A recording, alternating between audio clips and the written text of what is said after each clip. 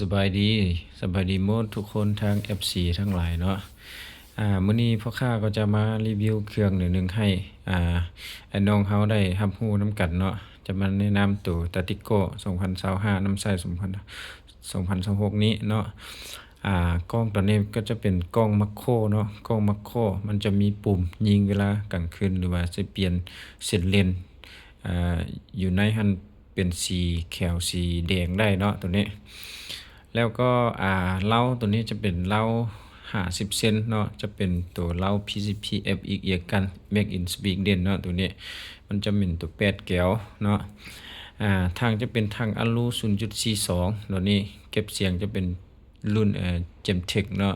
ออกไม้ตัวนี้เบาแห้งเนาะตัวนี้มันจะเป็นแบบนี้แล้วเนาะสภาพนะไทยก็พับได้เนาะล็อกไกลก็ล็อกได้สบายเนาะโม่ใส่ได้11 นัดเนาะตัวนี้ข้อดีปืนตัวนี้จะเป็นเว้าออกตรงเลยเนาะสุดตรงเลยสุดโหลดจะเป็นสุดตรงเลยเนาะงามหลายเนาะใครที่สนใจยังได้ก็ติดต่อทาง WhatsApp แล้วเนาะเบอร์เป็น91776197เนาะงามหลายเนาะปืนตัวนี้งามหลายTacticalนี่งามที่สุดเลยและมันจะเบากว่าทุกๆรุ่นเลยเนาะตัวนี้กล้อง BSA มันจะหนักกว่าตัวกล้องมัคโครนี่เด้มันสั่งน้ำหนักแล้วมันจะจับก็หูแล้วตัวนี้จะเห็นแจ้งเนาะเส้นเลนก็ใหญ่เนาะขนาดกล้องนี่เขาเขียน3-9x40เนาะ ER เนาะแต่ IR เนาะแต่ว่ามันเส้นเลนมันจะใหญ่เนาะมันจะมีปุ่มยิงเวลากลางคืนเขาเปิดไฟได้เนาะตัวนี้ไทยก็พับได้เนาะ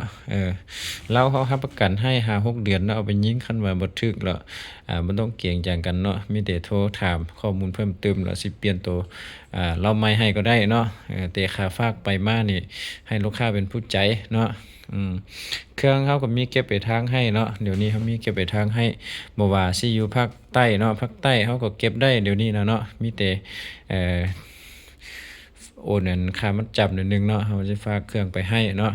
เครื่องฮอดแล้วค่อยโอนให้ก็ได้เนาะแต่ว่าค่ารถนี่ต่างหากเนาะค่ารถมันขึ้นกับลูกค้าเนาะอยู่ไกลก็ได้เสียหลายนิดนึงเนาะอยู่มอก็ได้เสียน้อยเนาะอยู่บ้านเดียวกันก็มาเอาอยู่เฮือนเลยก็ได้เนาะอยู่ห้านเลยก็ได้เนาะเครื่องเช้าสิมีแถมแบบนี้เนาะกองสูบโม่เนาะลูกกับนึงสุกซ่อมเนาะสุกซ่อมก็สุกซ่อมปืนลมกับสุกซ่อมตัวกองสูบเนาะกับทางสกัวเนาะบางคนบ่ฮู้ว่าตัวนี้เป็นหยังเนาะตัวนี้มันจะเป็นทางสกัวเนาะทางสกัวเวลาเฮาสิปรับลมตัวนี้เนาะเฮาก็เกทางนี้ออกเนาะตัวนี้สุกใส่เฮาก็ปรับเนาะปรับได้แล้วจึงเอาทางตัวนี้มาสูบใส่แล้วสูบแล้วเอาเลยเนาะเพราะว่าตัวนี้จะเก็บลมหลายเฮาอาจจะบ่สูบบ่ร้อนเนาะก็เปลี่ยนตัวนี้เนาะตัวนี้ให้เข้าใจแล้วนั้นเนาะแล้วบางคนก็บ่ฮู้ว่าตัวนี้ใส่เฮ็ดหยังเนาะตัวนี้ใส่เฮ็ดหยังตัวนี้เวลาที่เฮาสูบกล้องสูบเนาะมันจะแห้งเนาะมันจะแห้งเฮาสูบเฮารู้สึกว่ามันแห้งเฮาก็มันจะมีน็อตจับอยู่เทิงนี้เนาะนี่เฮาก็คานออกตัวนี้เนาะมันจะมีหัวตัวนี้เฮาคานออกแล้วเฮาก็ยอด 2-3 ยอดอยู่เทิงนี้ให้มันล้อเลียงกับกล้องสูบตัวนี้เนาะให้มันลื่นแล้วก็เฮาสูบปกติเนาะ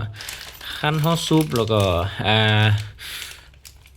สูบของเขามันมีปัญหามีหยังต่างๆมันจะมีโอลิงหรือว่าซิมอย่างไปเปลี่ยนเนาะเปลี่ยนมันก็คือเก่าแล้วเนาะบ่ต้องทิ่มเนาะตัวนี้เก็บไว้ดีๆเนาะมันจะมีซุกซ่อมหลายอย่างที่ประกอบให้เนาะเปลี่ยนเป็นแนวนี้เนาะก่อนหมดตัวอื่นก็คือว่าสิเข้าใจเบิ่แล้วเนาะมีแต่แนวนั้นขอเข้าใจเบอร์โทรศัพท์คือ776197เนาะเบอร์แอปเด้อเฉพาะแอปหรือว่าโทรก็ได้แต่ว่าส่วนหลายนี่อยากให้ทักมาทาง WhatsApp เนาะเพราะว่าสิได้ส่งคลิปให้เบิ่งหรือว่าคันสิเอาแท้แล้วก็เฮาสิส่งข้อมูลให้หรือว่าสิส่งข้อมูลไปมามันจึงสะดวกสบายเนาะตามนั้นเนาะสนใจก็ทักหาแล้วเนาะราคาก็8 ล้านปลายแล้วเนาะตัวนี้ราคาเบาๆเถอะกล้องตัวนี้ดีสุดแล้วเด้อกล้องนี่นะมันจะดีกว่าตัวกล้อง Discovery เนาะใครที่สนใจยังได้ช่วงนี้นี่พ่อค้าจัดกล้องแบบนี้ให้หมดเลยเนาะกล้องซูมก็เอาแบบนี้เด้อเนาะตัวอื่นบ่มีแล้ว สิว่ากงซูมหรือว่าสิเอาตัวนี้ตัวนั้นสิเว้าแบบนี้นี่พ่อค้าบ่มีเนาะพ่อค้ามีแบบใดก็ได้ลงได้อธิบายไปหมดแล้วเนาะคันว่าสนใจแบบนี้ก็ทักมาเลยเนาะคันว่าสิให้เปลี่ยนแบบนี้นี่มันบ่มีเนาะมีตามคลิปที่ว่าได้ลงไปหั่นเนาะขอขอบใจเนาะ